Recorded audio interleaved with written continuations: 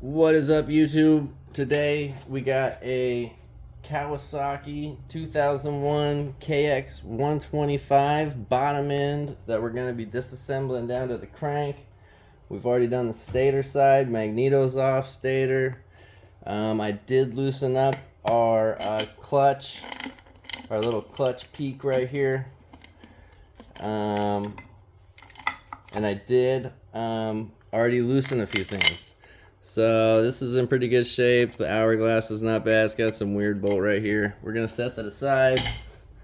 Next, we're gonna pull off our top. Actually, I already pulled off the springs. We should say that.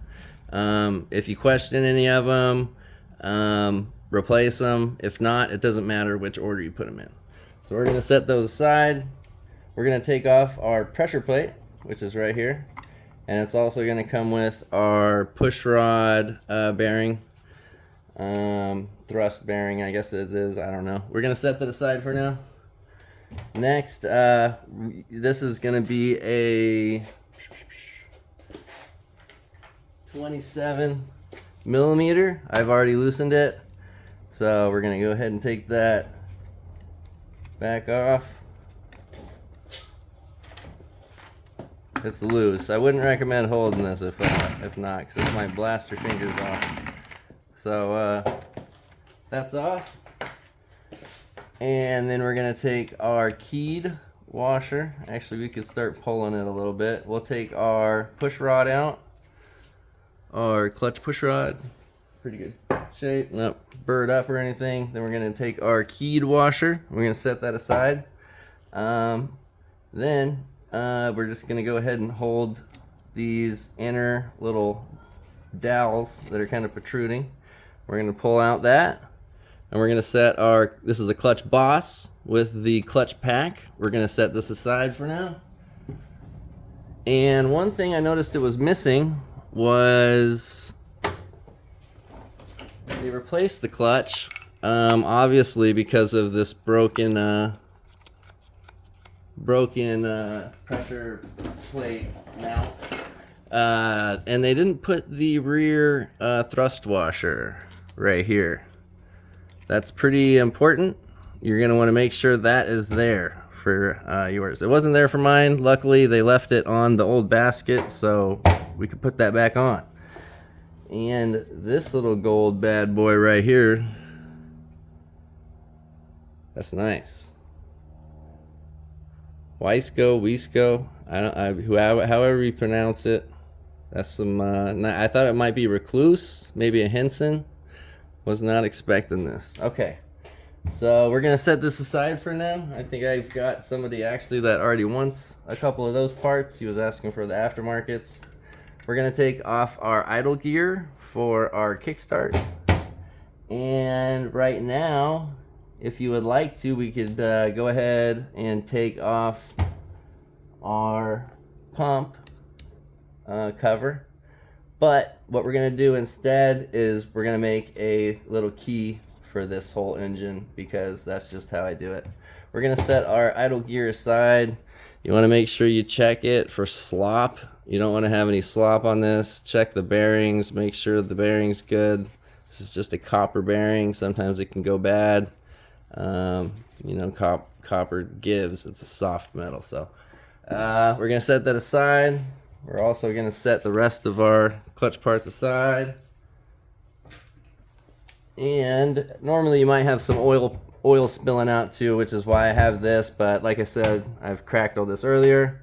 Be right back. I'm going to make the little diagram. We'll probably even pop off our little boot, our intake reed valve boot, and take off our reed valve, see what that is. Doesn't look like anything special, but we'll check it out. Be right back. All right, we're back. So looks like there's only 9 bolts, 8 millimeters holding the side on. We're gonna go ahead and pop the water pump cover off first. Make sure you seat these very good. If they're not clean, clean them. Try to keep them in place so you know exactly where they go. So we got our little diagram right here. We're just gonna put that right there. probably not going to stay because it's such a small bolt. And then we're going to stick this one here. I try to do my best with these. I mean, I'm no artist, but at least it'll kind of give you an idea, so you know if it's a short bolt or a long bolt without guessing, because sometimes it could be a little bit off, and you never know. You don't want to crack the case for something that you could have avoided. So we got the let's go ahead and grab 1 second. Okay, so we'll go ahead and give this just a couple taps. Looks a little could be coolant, never know. I mean, it always comes off very easy, so this stuff's just hit it with a copper brush and you're good to go. Set that aside for now. Actually, we're going to put it in a bag. We're starting to get to that point. We'll bag it and we'll put it in the box with the head. So, I forgot to say, we're going to go ahead and pull off our rear clutch thrust washer right here before we forget it. That's another important. So let's see, we're gonna go ahead and crack the rest of these. Make sure you seat them. Some people don't recommend an impact. I just don't recommend an impact for assembly, personally.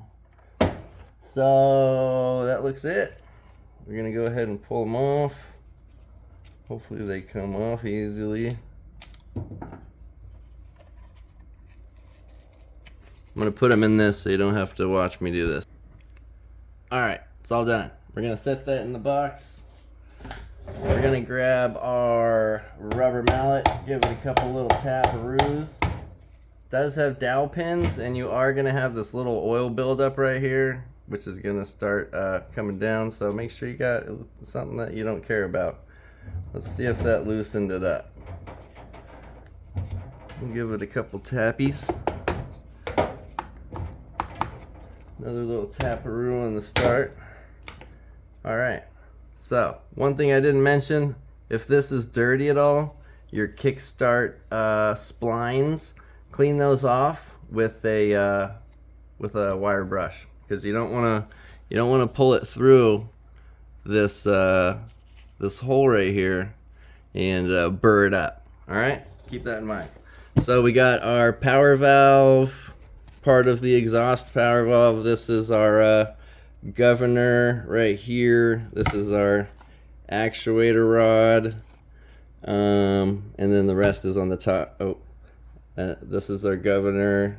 This is our actuator rod, and the rest is on the top end still. So it looks like this will be our.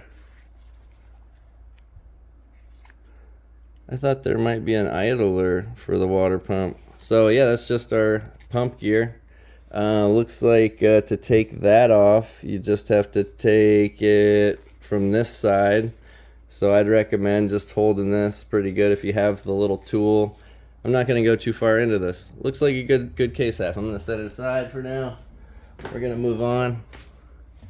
Alright, so we got our kickstart assembly right here. Kickstart shaft assembly. Just going to go ahead and release that spring and take her out. She's got a C-clip on this other side to hold everything together, which is wonderful. So this thing's not just going to fall apart in your hands. We're going to put it in a bag. Normally I would label this 2001 KX125, keep them all in the same bucket until I list them, and then still keep them in the same bucket. I'd recommend doing the same even if you're not parting the stuff out. This is I own Florida Bike Supply. You can find us on eBay. Most of the parts for this will be on there. If they're not, just message me and ask. But I do like to make the videos to try to help out, because really it's all about just helping people, you know, at the end of the day with bikes. A lot of people are getting into them. So we got our kick our shift shaft right here. looks like we can go ahead and pull it off. There's nothing holding it back. So we're gonna do our same thing. We're gonna take a rubber brush, or not rubber brush, a wire brush, and we're gonna clean the other end. Make sure that there's no dirt and no bad shit. If you got any welds, sometimes people like to weld the shift lever onto the shift shaft, and that's just a nightmare. It's honestly better to just cut the shaft off so you don't mess up your case halves. Because if you pull this shaft through, and this has a bunch of you're gonna have this washer that comes with it. Normally it's just a washer. This looks like a collar, but you're gonna be pulling this through, and it's gonna have a bunch of material, and it's just gonna do the same thing like what we were talking about with our case half right here. You don't want to mess up this stuff, because you're gonna have to buy a whole new case. You can't. This isn't, you know, a bearing you could replace or a seal that you could replace. This is the aluminum from the case half. All right, so it's crucial. We're gonna put this in a bag. Our shift shaft looks like it's in pretty good shape. No notches.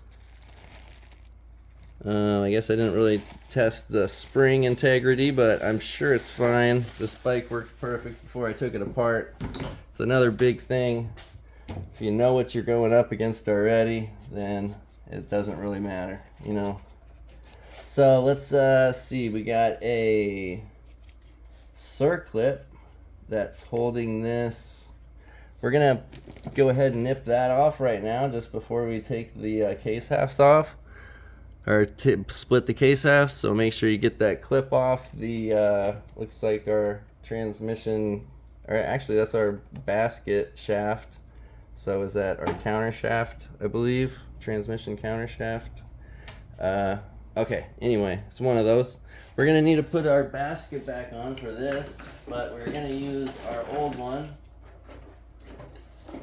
It really doesn't damage anything, so it doesn't matter. And actually, this doesn't have the bearing. Yeah, it does. So we're gonna put the bearings back in. We're gonna make sure it's clean, because we don't want to make anything worse on our shaft here. We're gonna put our old basket on.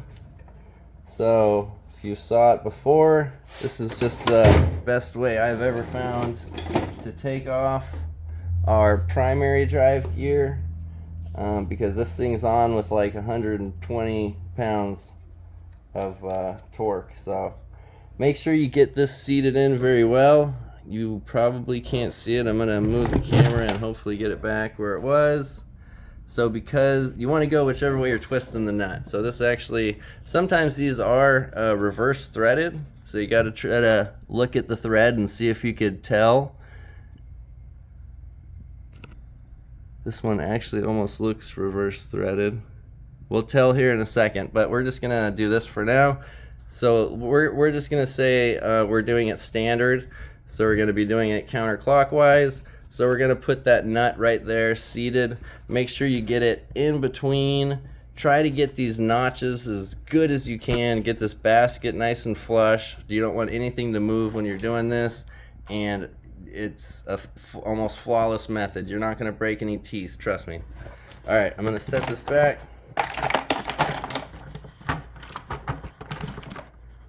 Hopefully that's somewhere about where it was.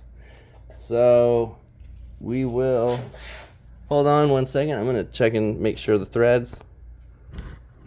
Oh.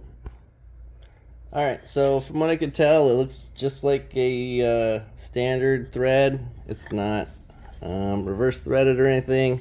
We got a 17 millimeter. I don't know if yours is gonna be the same. I put a tiny extension because you don't want to have too much, you know, leeway on this thing when you're trying to break it. Do not use an impact. It's gonna vibrate too much and it's just gonna mess shit up. Use this and it'll be just peasy peasy. There we go. So normally you don't want to lift up like that. If you do, try to just set it right back down. Hold the basket. Keep breaking it. Yay, yay. It's gonna be a couple seconds before it really gets off there good. Alright, and that's it. So we take off that nut, our primary drive.